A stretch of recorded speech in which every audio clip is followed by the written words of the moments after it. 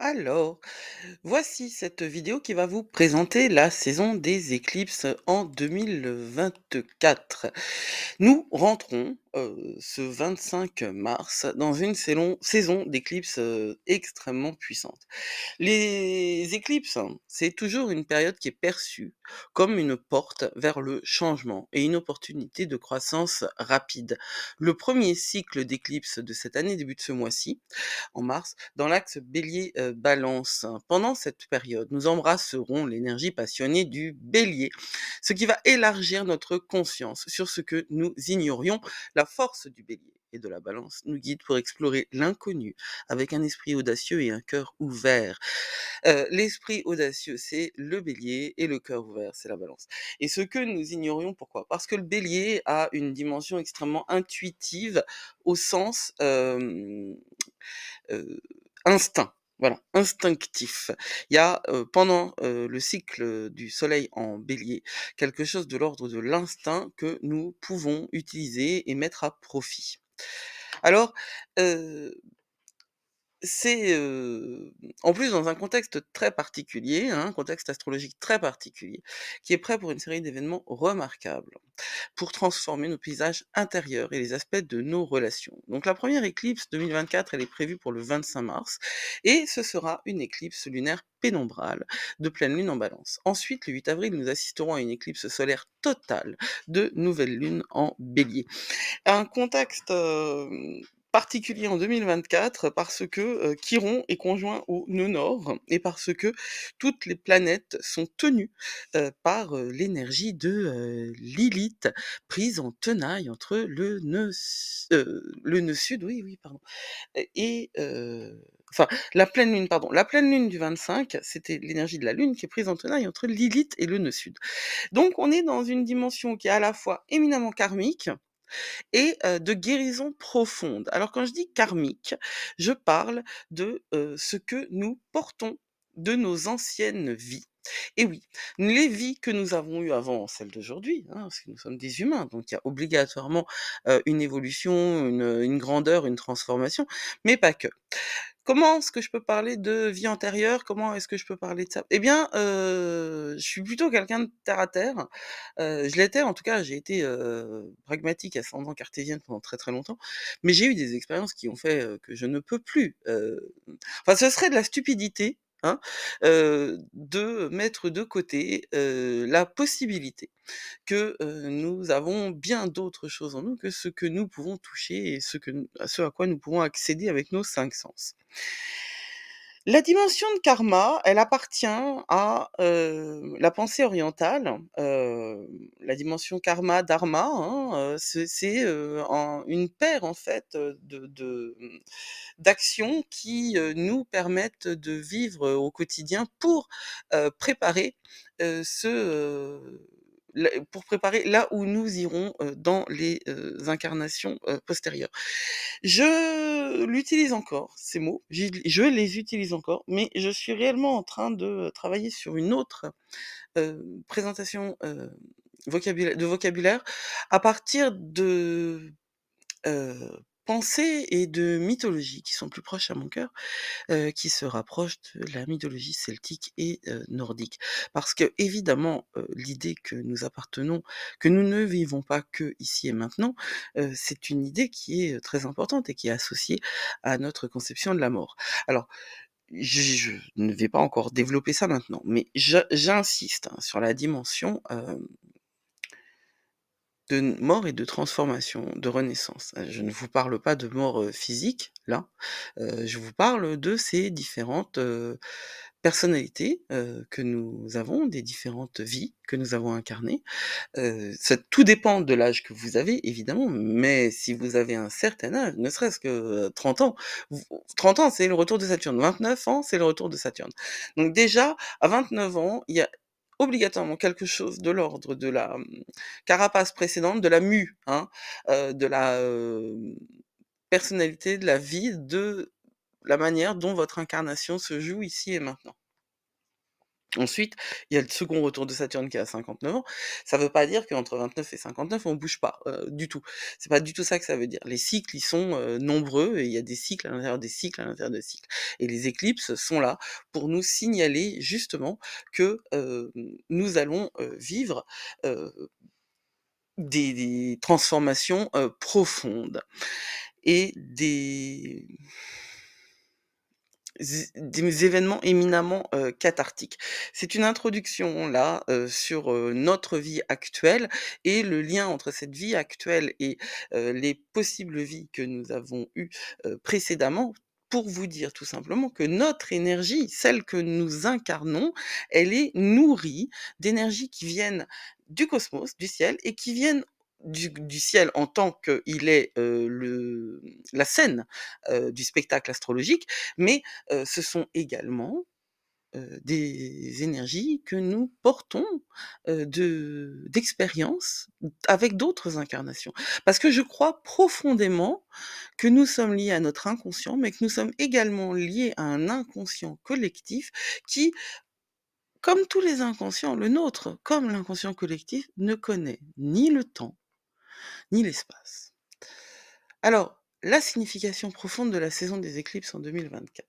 Les éclipses en général, elles ont un impact profond sur nos vies et nos émotions. Elles sont là pour révéler des choses enfouies et déclencher d'importants changements qui marquent le début ou la fin de cycles clés dans notre développement. En entrant dans la période des éclipses, nous pénétrons un espace où les frontières entre le passé, le présent et le futur s'estompent. Un espace liminal, nous permettant un aperçu des profondeurs de notre âme et de notre destin individuel. C'est le moment où l'univers nous pousse à abandonner ce qui ne nous sert plus pour atteindre notre plus grand bien et à exploiter le potentiel des opportunités à venir. Vous ne pouvez pas remplir une coupe qui est déjà pleine. D'ailleurs, vous ne pouvez pas fonctionner sur une coupe vide, mais il faut vraiment entendre ça. Qu'il n'y a pas de transformation possible si on n'abandonne pas quelque chose de son identité précédente. Et c'est un deuil qui doit se faire là. Le deuil et réellement, hein, cette pleine lune en Balance, du 25 mars, elle va nous inviter à ça, à faire ce deuil de relations et c'est des relations à nous, des relations aux autres, des relations, à l'argent, des relations, à notre, représentation de nous-mêmes, qui ne sont plus, valables, qui sont obsolètes. Ah parce que ça compte, hein, on change avec le temps. Dans l'ombre de l'éclipse, nous sommes invités à faire face à nos peurs, à guérir nos blessures et nous aligner sur notre véritable chemin. Oui, ça aussi, c'est un autre de mes credos. Je pense que nous avons tous un chemin à suivre. Et le fait est que je pense que nous en avons plusieurs.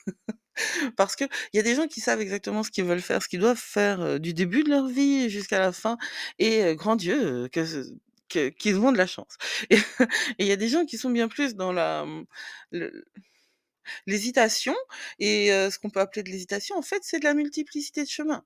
C'est d'abord on fait ça et puis après on fait ça et puis après on fait ça, puis après on se rend compte que: «Ah mais c'est des pièces d'un puzzle» et que ça fait une image complète.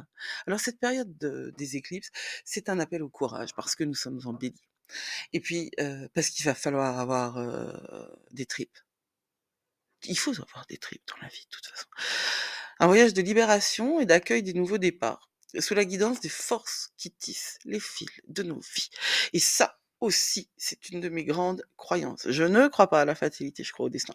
Et je pense que nous tissons notre vie jour après jour, idée après idée, énergie après énergie. Accueillez avec enthousiasme la magie et le mystère de ces prochaines éclipses et laissez les étoiles vous guider. Et ça, c'est parce que j'avais envie d'être lyrique. L'axe Bélier-Balance, une danse du feu et de l'air. Chaque éclipse, en fait, elle se joue sur une polarité astrologique. En l'occurrence, en 2024, c'est l'axe Bélier-Balance. L'année dernière, c'était Taureau-Scorpion. Ça souligne, oui, alors ça va à rebours, hein, ça va à rebours parce que les nœuds vont à rebours. Heu, donc l'axe Bélier-Balance, les nœuds lunaires et que les éclipses, c'est, la rencontre entre la trajectoire de la Lune et la trajectoire des nœuds. Donc l'axe Bélier-Balance souligne la dynamique de la dynamique interaction, Ouais, j'ai dû oublier un truc. La dynamique de l'interaction entre l'individu et autrui. Le Bélier, je trouve que justement, il y avait pas une faute jusqu'à présent, je suis surprise. Il en fallait une. Le Bélier, c'est le premier signe du zodiaque. Ça symbolise le départ de la vie, ça symbolise la conscience individuelle, ça symbolise l'émergence de l'individualité, le désir profond de se distinguer et l'esprit pionnier. Ça, c'est l'énergie première et puissante du Bélier. En revanche, la Balance, elle incarne l'équilibre, l'harmonie et l'art des relations.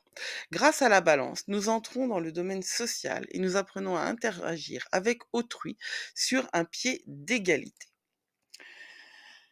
Cette expérience nous permet de mieux nous connaître en nous confrontant aux autres, de bâtir des relations basées sur l'échange et de rechercher l'harmonie dans tous les aspects de notre vie. La combinaison de ces signes nous invite à trouver un équilibre entre nos aspirations individuelles et les besoins de nos relations, entre l'autonomie affirmée et la coopération diplomatique. L'éclipse lunaire, éclairer l'inconscient. Et c'est bien la fonction, pour moi, de ces éclipses. La fonction première, c'est de, nous parler de notre inconscient également, collectif, individuel et collectif. Les éclipses lunaires marquent des moments cruciaux de culmination, de maturité et de libération. Elles sont accompagnées d'une énergie puissante de dissolution et d'achèvement. Elles se distinguent en tant que pleine lune particulière parce qu'elles se produisent lorsque le soleil et la lune s'opposent près des nœuds lunaires, hein. Je vous ai dit, la lune, elle est en tenaille, elle est prise en tenaille entre le nœud sud et Lilith, et le soleil, il est dans la team bélier. Enfin, il faut regarder la vidéo que j'ai faite sur la vidéo, oui, enfin le podcast que j'ai fait sur cette pleine lune du 25 mars, vous comprendrez mieux. Euh, la pleine lune, c'est toujours l'opposition du soleil et de la lune, et c'est une éclipse quand le soleil et la lune sont à proximité des nœuds lunaires, hein, qui sont cette année sur l'axe Bélier-Balance. C'est très simple en fait, hein. Les nœuds lunaires, qu'est-ce que c'est? Ça représente les points où l'orbite lunaire croise l'écliptique, la trajectoire apparente du Soleil vue depuis la Terre. Et en astrologie, il symbolise le karma et le destin. Encore une fois, j'ai dit quelques mots d'introduction sur le karma. L'idée, c'est que nous vivons cette vie-là euh, à la couleur des vies antérieures que nous avons, et l'astrologie, notre thème de naissance tient compte, et ça c'est très étonnant, notre thème de naissance raconte et tient compte de là d'où nous venons. Vous avez par exemple dans votre lune de naissance, elle va par exemple vous parler de votre mère. C'est très étrange, c'est très intéressant, c'est très intéressant, et d'une manière non pas directe, mais d'une manière, hem, métaphorique. Alors oui, j'ai du mal à concevoir qu'on fasse de l'astrologie sans prendre en compte une dimension plus large, de ce qu'est la conscience humaine, une dimension plus large que l'incarnation même que nous avons ici et maintenant. Le 25 mars 2024, une éclipse lunaire pénombrale de pleine lune aura lieu dans les premiers degrés de la Balance, 5,07 exactement, sur le nœud lunaire sud, en opposition à Neptune qui est dans les degrés est en opposition à Neptune dans les derniers degrés des Poissons et en trigone avec Pluton en Verseau. Là encore, je me permets de vous renvoyer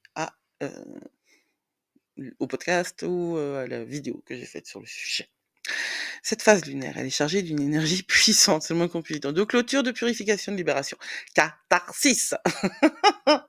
Catharsis, c'est un mot grec qui signifie purification par la douleur, mais purification. Je suis désolée, hein, je sais pas si on vous a raconté qu'on pouvait guérir sans souffrir, mais c'est pas vrai. Parce qu'on ne peut pas guérir sans ressentir. Et que si on a bloqué la sensation, le sentiment, comme tout bon adulte, hein, parce que au total, ce qu'on nous a appris quand même, Moi là, je m'adresse aux générations X, ceux qui vivent d'ailleurs le retour de Chiron, en ce moment, et puis ceux qui sont même un peu plus jeunes, hein, entre 40 et 50 ans et 40-55-60. On nous a quand même bien, bien, bien appris à fermer notre bouche et que, bah, souffrir, bon, c'était perso et puis que bon, c'était pas enfin voilà quoi. Heu c'était un truc de faible, hein. C'était un truc de faible, en fait. Ressentir, c'était un truc de faible, hein. Quand on a grandi dans les années 80, heu, on ne nous a pas appris qu'écouter les émotions pouvait faire partie d'un processus de, croissance et de force.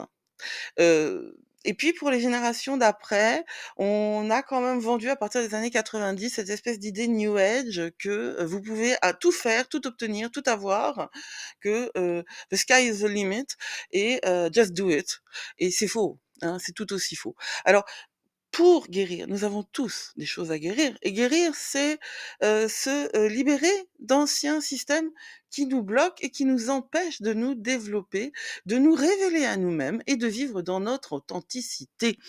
Donc cette éclipse-là, avec cette pleine lune avec éclipse, elle va nous encourager à abandonner des anciennes façons d'être en relation et à prendre conscience des schémas répétitifs qui se manifestent dans nos interactions à ce stade. Certaines relations peuvent se terminer, elles peuvent évoluer ou s'améliorer, mais elles peuvent se terminer au fur et à mesure que nous progressons dans notre connaissance de soi et identifions ce qui doit changer en nous pour vivre des expériences relationnelles différentes avec les autres et avec nous-mêmes. L'éclipse solaire, un signe avant-coureur du changement. Les éclipses solaires, et ça ce sera le 8 avril, et celle-là, elle va être coton. Les astrologues en parlent depuis des années de cette éclipse solaire du 8 avril, et vous allez voir pourquoi.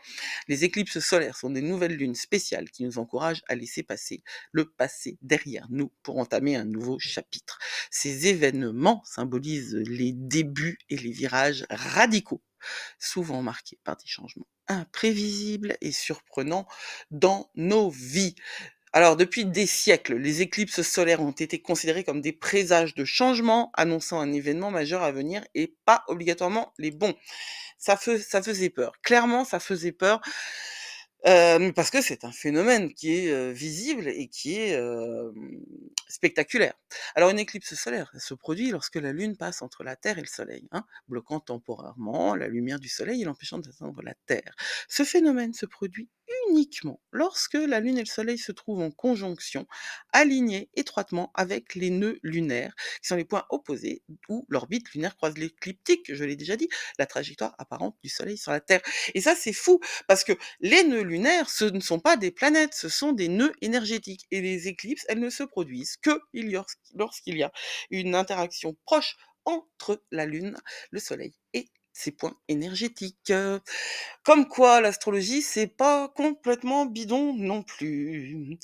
Le 8 avril 2024, une éclipse solaire totale de nouvelle lune se produit en Bélier, étroitement conjointe à Chiron et au nœud nord, et plus légèrement, c'est-à-dire que l'orbe n'est pas aussi courte, conjointe à Mercure rétrograde. Et ça, voilà, voilà. Alors, Chiron, c'est le guérisseur blessé. Le nœud nord, c'est la direction vers où va le karma, et le karma, c'est aussi bien le vôtre que, gorgée de café, celui de la société dans laquelle vous vivez.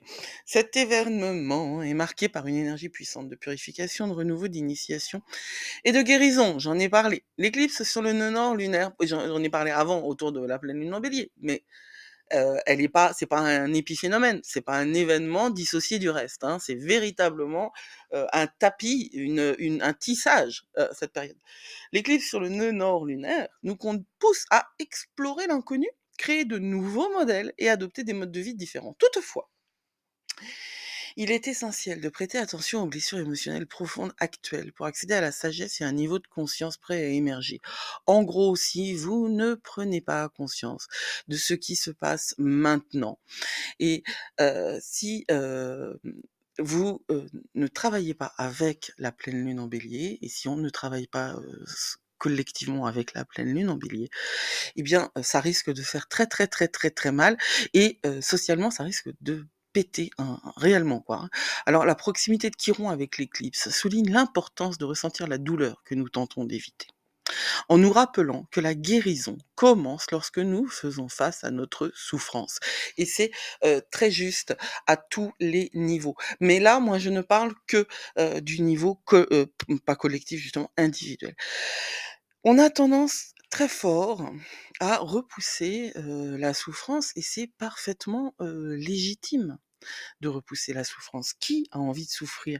Il y a ce même là, je suis pas venu là pour souffrir et ben, pourquoi est-ce qu'il a eu autant de succès? Parce que en vérité, tout le monde est touché par cette phrase. Parce que tout le monde le pense: «Je suis pas venu là pour souffrir» et parce que on nous a vendu, que nous étions là pour souffrir en vérité.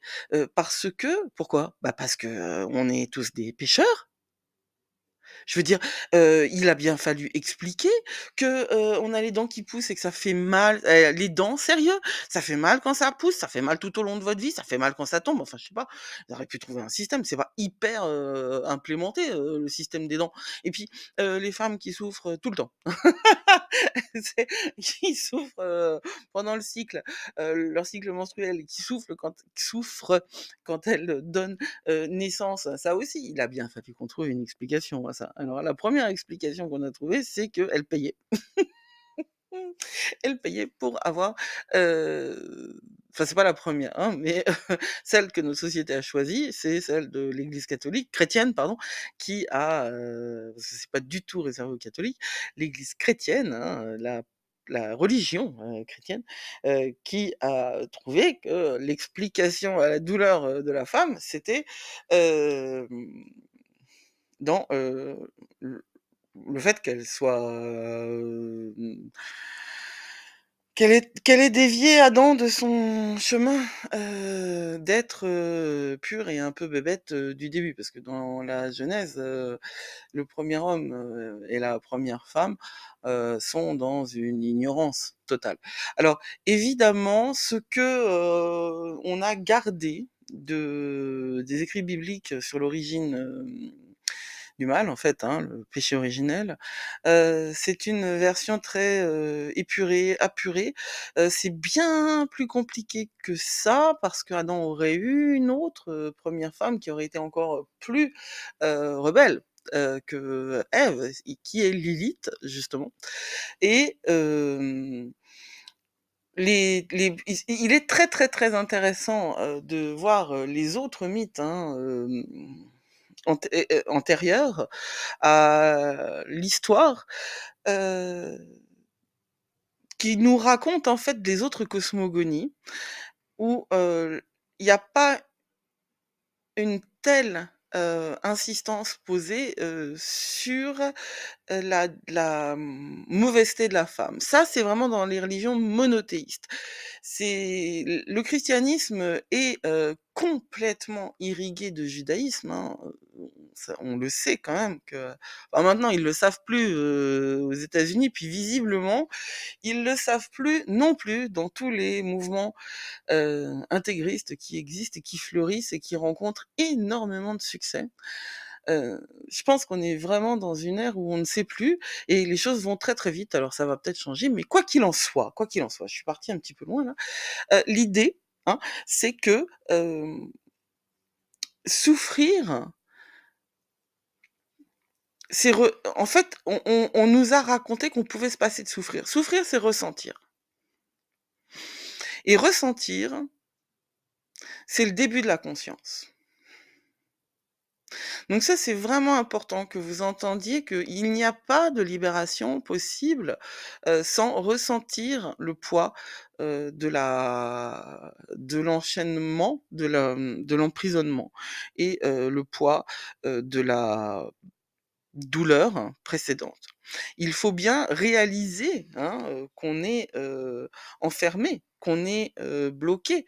Il faut bien réaliser que nous ne sommes pas coupables et que nous n'avons rien à payer et que si nous souffrons, si nous répétons toujours les mêmes schémas, ce n'est pas du tout ni légitime ni juste.